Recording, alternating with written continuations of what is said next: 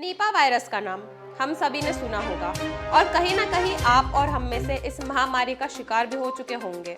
इस वायरस को गंभीरता से लेते हुए ब्रिटेन देश में शुरू हो चुका है नीपा वायरस जैसे खतरनाक महामारी की वैक्सीन का ह्यूमन ट्रायल।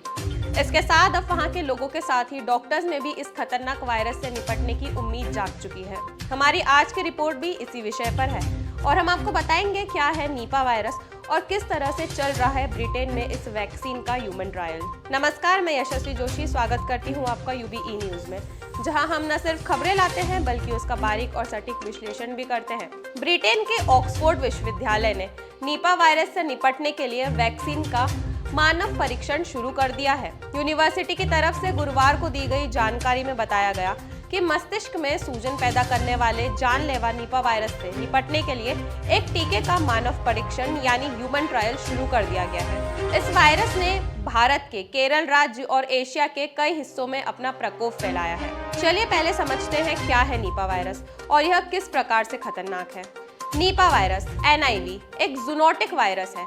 यह जानवरों से मनुष्यों में फैलता है और दूषित भोजन के माध्यम से या सीधे लोगों के बीच भी फैल सकता है। संक्रमित लोगों में यह सब क्लिनिकल संक्रमण से लेकर तीव्र श्वसन बीमारी और घातक इंसेफ्लाइटिस तक कई प्रकार की बीमारी का कारण बनता है। यह वायरस सुअर जैसे जानवरों में भी गंभीर बीमारी का कारण बन सकता है, जिसके परिणाम स्वरूप किसानों को महत्वपूर्ण आर्थिक नुकसान हो सकता है। हालांकि नीपा वायरस एशिया में केवल कुछ ज्ञात प्रकोपों कारण बनता है। यह जानवरों की एक विस्तृत श्रृंखला को संक्रमित करता है और लोगों में गंभीर बीमारी और मृत्यु का कारण बनता है, जिससे यह सार्वजनिक स्वास्थ्य चिंता का विषय बन जाता है। नीपा वायरस पहली बार 1999 में मलेशिया में सुअर पालकों के बीच फैलने के दौरान पहचाना गया था। 1999 के बाद से मलेशिया में कोई नया प्रकोप रिपोर्ट नहीं किया गया है। इसे 2001 में बांग्लादेश में भी मान्यता दी गई थी और तब से उस देश में लगभग वार्षिक प्रकोप हुआ है। पूर्वी भारत में भी समय समय पर इस बीमारी की पहचान की गई है। कुछ सालों में यह बीमारी धीरे धीरे अन्य देशों में भी फैलने लगी, जैसे इंडोनेशिया, मेडागास्कर, गाना, फिलीपींस, थाईलैंड और भारत। बांग्लादेश और भारत में बाढ़ के प्रकोप के दौरान नीपा वायरस लोगों के स्राव और उत्सर्जन से निपटने के संपर्क के माध्यम से सीधे मानव से मानव में फैल गया।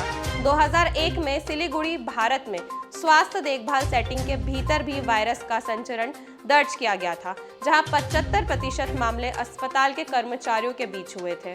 2001 से 2008 तक बांग्लादेश में दर्ज किए गए लगभग आधे मामले संक्रमित रोगियों की देखभाल के माध्यम से मानव संचरण के कारण थे।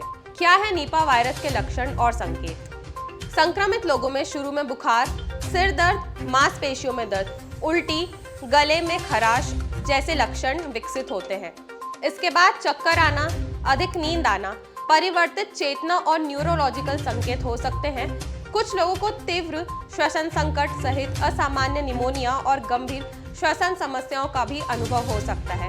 गंभीर मामलों में इंसेफ्लाइटिस और दौरे पड़ते हैं, जो 24 से 48 घंटों के भीतर कोमा में चले जाते हैं। मामले की मृत्यु दर 40% से लेकर 75% अनुमानित है। चलिए अब समझते हैं किस प्रकार किया जा रहा है इस वैक्सीन का ह्यूमन ट्रायल। ऑक्सफोर्ड यूनिवर्सिटी ने नीपा वायरस की एक वैक्सीन की ह्यूमन टेस्टिंग शुरू कर दी है। अब तक इस वायरस की कोई वैक्सीन नहीं है। अगर इसकी टेस्टिंग सफल रही तो यह नीपा वायरस की पहली वैक्सीन होगी। डॉक्टर्स दवाओं के जरिए नीपा वायरस के लक्षणों को कंट्रोल करने की कोशिश करते रहते हैं। राइटर्स के मुताबिक पिछले हफ्ते 18 से 55 की उम्र के 52 पार्टिसिपेंट्स को इस वैक्सीन के डोज दिए गए। अब वैक्सीन का पार्टिसिपेंट्स के इम्यून सिस्टम पर क्या असर हो रहा है, इसे स्टडी किया जा रहा है। यह डोज उसी तकनीक पर आधारित है जिसका उपयोग एस्ट्राजेनेका और सीरम इंस्टीट्यूट ऑफ इंडिया के कोविड-19 शॉट्स में किया गया था। तो यह थी हमारी आज की खास रिपोर्ट और हमारा यह कार्यक्रम आपको कैसा लगा, अपने विचार हमसे जरूर साझा करें। अगर वीडियो पसंद आए तो इसे लाइक और शेयर करें, साथ ही हमारे चैनल को सब्सक्राइब जरूर करें। यूबीई न्यूज आपके लिए लाता रहेगा देश विदेश से जुड़ी खबरें। तब तक के लिए धन्यवाद।